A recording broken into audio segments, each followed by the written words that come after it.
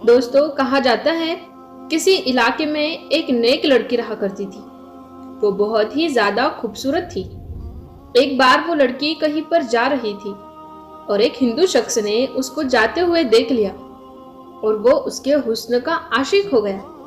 वो किसी भी तरह से उस लड़की से बात करना चाहता था, उसको पाना चाहता था, यानी कि उससे शादी करना चाहता था, मगर ऐसा हो ना सका और उस मुसलमान लड़की की शादी एक मुसलमान शख्स के साथ हो गई।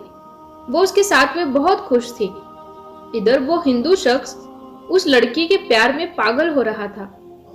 वो उसको दिलो जान से चाहने लगा था, मगर वो शादी करके किसी और के पास चली गई और वो कहने लगा कि वो लड़की शादी करके किसी और के पास गई हुई तो मगर मैं उसको कभी भी सुकून के साथ रहने नहीं दूंगा। उसका सुख और चैन मैं छीन लूंगा। उसके बाद में वो शख्स एक काले जादू करने वाले बाबा के पास चला गया और उसने उस लड़की और उसके शौहर के ऊपर काला जादू कर दिया। उस लड़की का शौहर बहुत अच्छा और नेक था और वो इस काले जादू के असर में आ गया था, इसलिए वो अब उदास उदास सा रहने लगा था और इस वजह से उसको शुरू के 5 सालों तक कोई औलाद नहीं हुई। उसके बाद में वो किसी के कहने पर अपना रूहानी इलाज करवाया। बहुत इलाज करवाने के बाद में आखिरकार उसके घर में एक बेटी पैदा हुई। उस बेटी को घर में बहुत चाहते थे, मगर उस बच्चे का बाप उसको देखना भी नहीं चाहता था। मगर फिर भी वो औरत बहुत खुश थी कि चलो घर में रहमत तो आई है। वक्त के साथ साथ इसका बाप भी अपनी बेटी को चाहने लग जाएगा। उसके बाद जब वो बेटी तकरीबन 8 महीने की हुई, फिर एक दिन एक फकीर बाबा ने उनके दरवाजे पर आवाज लगाई। उस औरत ने अपनी एक नौकरानी से कहा कि फकीर को कुछ सदका खैरात देकर भेज दो, मगर वो फकीर जिद करने लगा कि वो उसे घर की मालकिन से मिलना है, बहुत जरूरी बात करनी है। हालांकि वो औरत किसी के सामने नहीं आती थी, मगर पता नहीं उस दिन ऐसा क्या हुआ कि वो औरत खींची खींची उस फकीर के सामने आ गई। वो फकीर कहने लगा, बेटी बहुत भूख लगी है, खाना खिलाओ। उस औरत ने उसको खाना खिला दिया। फिर वो कहने लगा, बेटी पानी भी पिलाओ।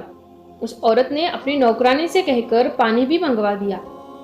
फकीर ने जैसे ही उस पानी में देखा तो उस औरत से कहने लगा कि किस पानी में तो सांप है। ये सुनकर वो औरत बहुत हैरान हुई और कहने लगी कि पानी में सांप कैसे आ सकता है। फकीर कहने लगा कि बेटी आप पर किसी ने काला जादू किया हुआ है, आपकी कोई भी औलाद जिंदा नहीं बचेगी। इस पर वो औरत हंसने लगी और कहने लगी कि तुम झूठ बोल रहे हो, मेरी तो एक बेटी है जो अंदर सो रही है। उस फकीर ने कहा, वो सो नहीं रही है, उसको अंदर जाकर देख लो। ये सुनकर वो औरत बहुत हैरान हुई और जल्दी से अपने घर के अंदर गई और अपनी बेटी को जाकर संभाला तो उसने देखा तो उसकी वो बेटी सच में मर पड़ी है। उसके बाद में वो वापस दौड़ती हुई घर के बाहर आई, लेकिन तब तक वो फकीर कहीं जा चुका था, यानी कि वो फकीर वहां से गायब हो चुका था। उसके बाद में उस औरत ने सारा वाकया अपने शौहर को बताया। सब लोग बहुत हैरान थे कि बच्चे की अचानक इस तरह से मौत कैसे हो गई। वो फकीर कौन था, लेकिन फिर सब्र तो करना ही था। इस औरत ने भी सब्र किया और अल्लाह के सामने सजदा करते गिड़गिड़ाने आने लगी, या अल्लाह मुझसे ऐसा कौन सा गुनाह हो गया है कि मुझसे मेरी खुशियां ही रुट गई है। खैर दोस्तों, इस बच्ची की मौत के 1 साल के बाद फिर से इस औरत की एक और बेटी पैदा हुई, जो पहली वाली बेटी से भी बहुत ज्यादा खूबसूरत थी।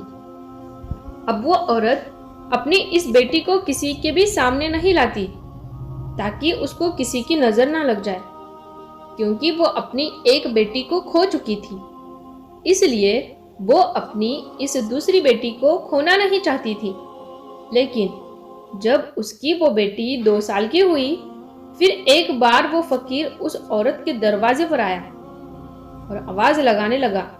जैसे ही उस औरत की नौकरानी उस फकीर को सदका खैरात देने के लिए गई और उसको वो पहचान गई, और उसने भागिन से जाकर बताया। इस औरत को शक हो गया था कि कहीं पर यह फकीर उसकी दूसरी बेटी को लेने के लिए तो नहीं आया है, इसलिए भागते हुए पहले अपनी बेटी के पास गई। उसने देखा कि उसकी वो बेटी आराम से सो रही है। उसने अल्लाह का शुक्र अदा किया और फिर अपनी नौकरानी से कहा कि उसे सदका खैरात देकर रुखसत कर दो। वो फकीर घर से जाते हुए ये कहने लगा कि इस घर की मालकिन पर बहुत ही बुरा जादू किया गया है। इस घर की कोई भी औलाद जिंदा नहीं बचेगी। उससे कहो अपना इलाज करवाए। इस तरह से कहकर वो फकीर वहां से चला गया। उस फकीर की ये बातें सुनकर वो औरत रोने लगी। ये देखकर उसकी नौकरानी अपने मालिक के पास यानी कि उस औरत के शौहर के पास गई और उसको बुलाकर लाई। उसका शौहर एक घोड़े पर बैठकर अपने घर पहुंचा। जैसे ही वो घोड़ा उसके घर के अंदर दाखिल हुआ तो अजीब हरकतें करने लगा। वही उस घर के आंगन में अपने पैरों से गड्ढा खोदने लगा। ये देखकर सब लोग हैरान हो गए। ये घोड़ा घर में कब्र किसकी खोद रहा है? देखते देखते उस घोड़े ने एक बड़ा सा गड्ढा खोद दिया। फिर उसके बाद में उस औरत की बेटी अपने कमरे में चलती हुई उस गड्ढे के पास आई। सब उसको रोकते इससे पहले ही उस गड्ढे में गिर गई और उसकी वहीं पर जान निकल गई। इस हादसे के बाद में अब उस औरत को यकीन हो गया था कि वो फकीर ठीक ही कह रहा था। उसके बाद में फिर वो एक बहुत बड़े आलिम के पास गई और अपना इलाज करवाना शुरू कर दिया।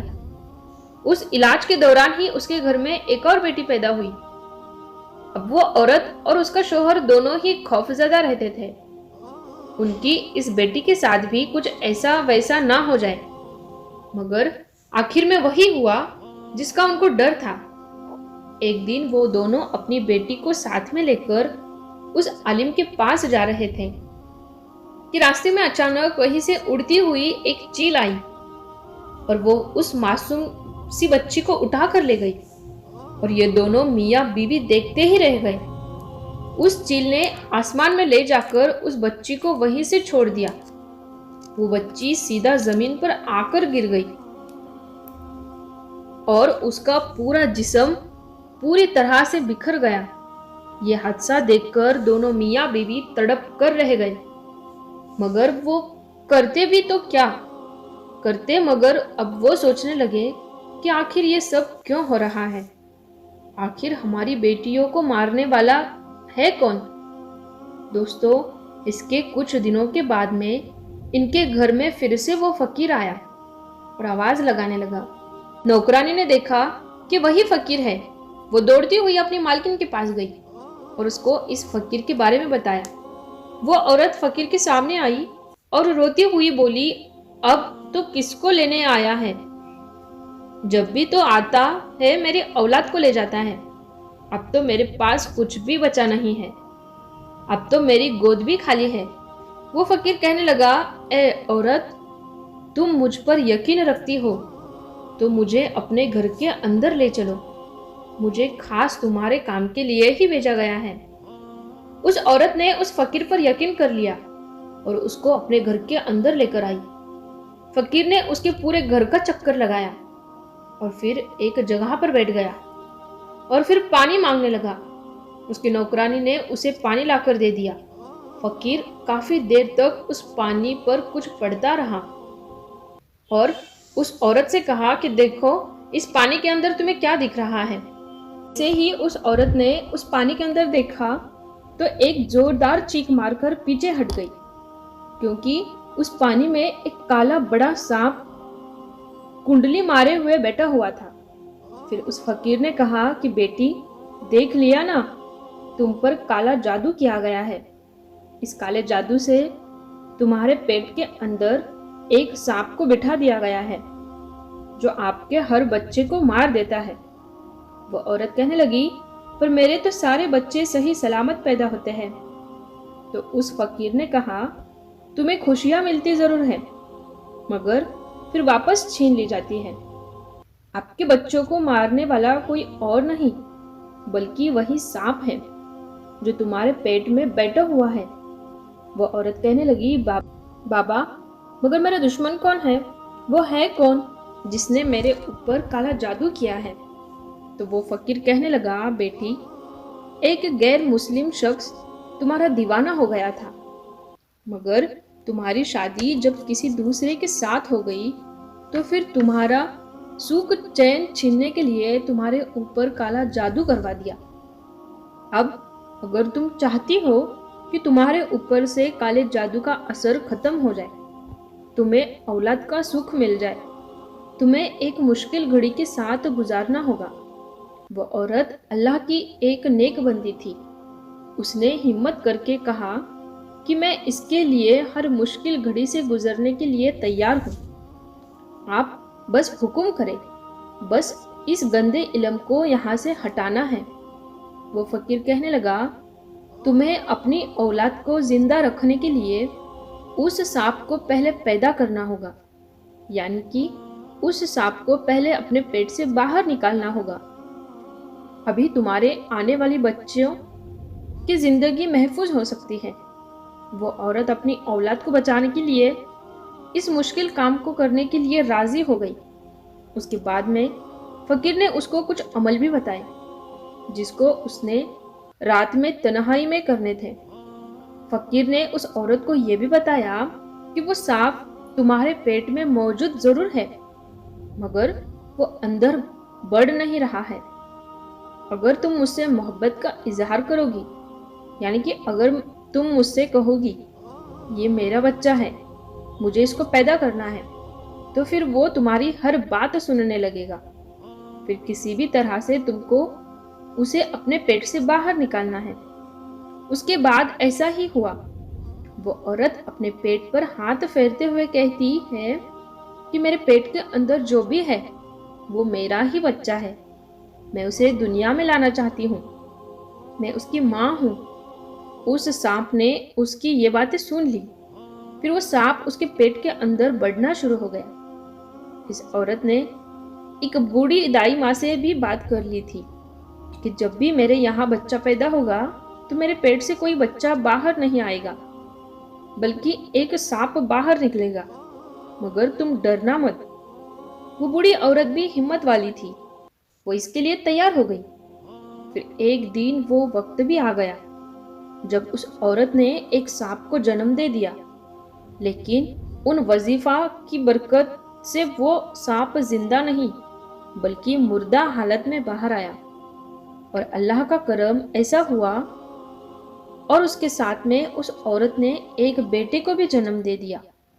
वो औरत अपने सामने एक सांप को देखकर बहुत हैरान हुई। वो सोचने लगी कि वो किस तरह से अपने पेट में एक सांप को पाल रही थी। फिर उसने अल्लाह ताला का शुक्र अदा किया। इसके बाद में अल्लाह ने फिर उस औरत को एक एक करके 2 और बेटे अता किए जो बिल्कुल ठीक और सही सलामत पैदा हुए। काले जादू का असर अब पूरी तरह से खत्म हो चुका था। इसके कुछ दिनों के बाद वो फकीर बाबा उसके दरवाजे पर आया। वो औरत कहने लगी, बाबा, कुछ बुरी खबर सुनाने तो नहीं आए हो ना? अब तो मेरे बेटे भी बड़े हो गए जो बिल्कुल सेहतमंद है और हर रोज मैं उनकी लंबी उम्र की दुआ भी करती हूँ। तो ये सुनकर फकीर बाबा ने कहा, बेटी, इस बार मैं तुम्हें कोई बुरी खबर नहीं बल्कि अच्छी खबर सुनाने आया हूँ। तुम पर जिस हिंदू शख्स ने काला जादू करवाया था वो फिर से तुम्हारे ऊपर काला जादू करवाने के लिए जंगल में चंदन की लकड़ियां काट रहा था, तो उसको किसी बड़े से काले सांप ने ढस लिया और वो वहीं पर तड़प कर मर गया। ये सुनकर वो औरत बहुत खुश हुई और अल्लाह का शुक्र अदा करने लगी। प्यारे दोस्तों, आपको अगर वीडियो अच्छी लगी हो तो इस वीडियो को ज़्यादा से ज़्यादा शेयर करें और अभी तक आपने हमारे चैनल को सब्सक्राइब नहीं किया है तो सब्सक्राइब करके साथ में लगे बेल आइकन को ज़रूर दबा दें। हम मिलते हैं फिर एक नई वीडियो के साथ में। तब तक के लिए अस्सलाम वालेकुम, अल्लाह हाफिज़।